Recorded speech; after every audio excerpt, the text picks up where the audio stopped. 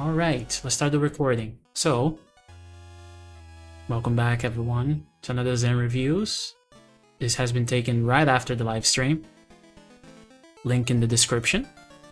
And yeah, we did Specter of Torment gameplay at the time of this recording. And it was really fun. I think I might, depending on the games, I might do this more often. Like do a live stream of it and then do the review afterwards. So, without further ado, you know the drill. Like, subscribe, all the algorithm stuff, leave a comment, join the Discord. Let's get started. So, Specter of Torment, one of my favorite campaigns in Shovel Knight. I love this one. From start to finish is insanely fun. Specter Knight has a really diverse kit, I want to say, when it comes to everything, honestly. His movement is very different from the other two knights so far. So Shovel Knight is your standard platformer guy. Plague Knight, a little bit more advanced techniques.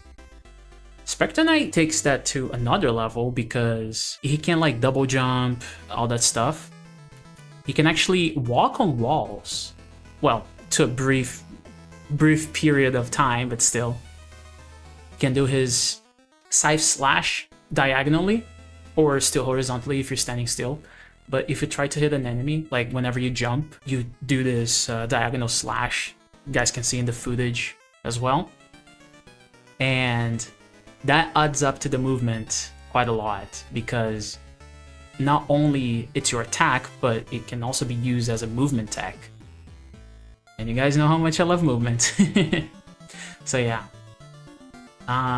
Let's see, in terms of like upgrades and stuff, he, again, takes it to another level. All his curios are insanely useful.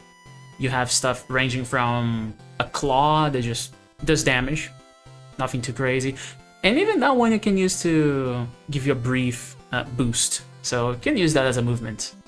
You have shields, which only blocks projectiles. It doesn't block damage fully. Kinda, you know, you can do a little cheese here and there.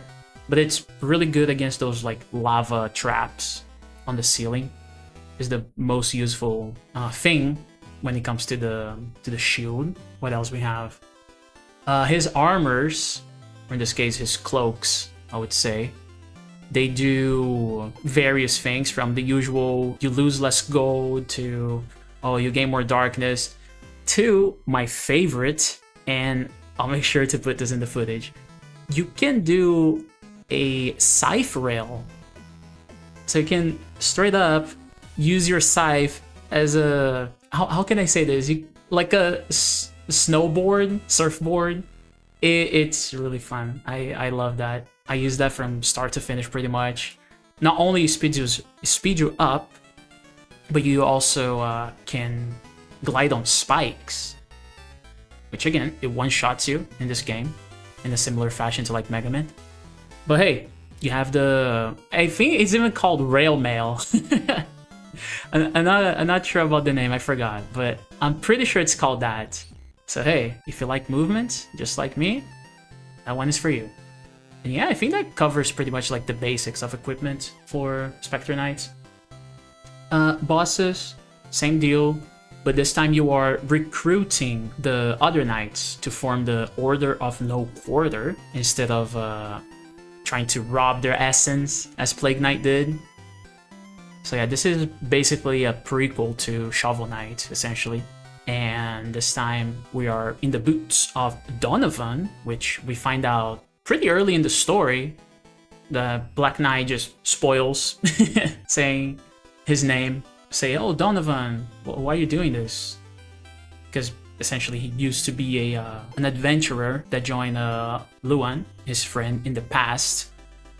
And they were trying to find this amulet that later on we see in like Shovel Knight, that turned the Enchantress, or Shield Knight if you will, turned her into the Enchantress, basically. So yeah, they were trying to just get that and claim for themselves. but then they get stopped by Shield Knight. Bosses, similar fashion, just trying to make them join you. That's pretty much the only difference for plot reasons. Levels, I like the level design for Specter Knight because the levels are different. It's not like in Plague Knight, which is basically like Shovel Knight with a twist. Those are actually brand new levels, essentially, even though you are going through like the Clock Tower or the Pridemore Keep and so on. They are new versions of the old maps, essentially, which I really appreciate. Oh yeah, one thing I didn't talk about in my previous reviews, I'm pretty sure, is the music. The music for those games are top-notch. I really enjoy all of them. And I like the new renditions of the older stages, like I mentioned, for Specter Knight, because it's not only new stages, quote-unquote, but also new music. I enjoy it so much. Maybe I'm a little bit too biased, but... Nah, seriously, if you guys play Specter of Torment, highly recommend. Give it a shot. Either play that. I even said this in my Steam review, which is kind of funny. Play Specter Knight first for plot reasons, if you want. Or play Shovel Knight and then play Specter of Torment, because I think you guys will really enjoy that. Or play all three, all four. Can't forget about King Knight as well. Play all four campaigns, see which one you like the most. But yeah, this time is going to be more on the shorter side, I want to say. And let's go to the verdict. And I guess you guys can probably tell what's going to be my rating for Specter of Torment. And to the surprise of 0 people, it is a 10 out of 10. It's my S tier. I love this so much. Specter of Torment has to be my favorite campaign, alongside the original Shovel Knight campaign, Shovel of Hope. It's so good, man. Give it a shot, seriously. If you haven't played Shovel Knight yet, again, give that a shot, either base game or Specter, or again, just buy the treasure trove, play all of them. Yeah, that's basically it. Do the YouTube stuff, as usual. Like, subscribe, send to your friends, comment, whatever you want to do.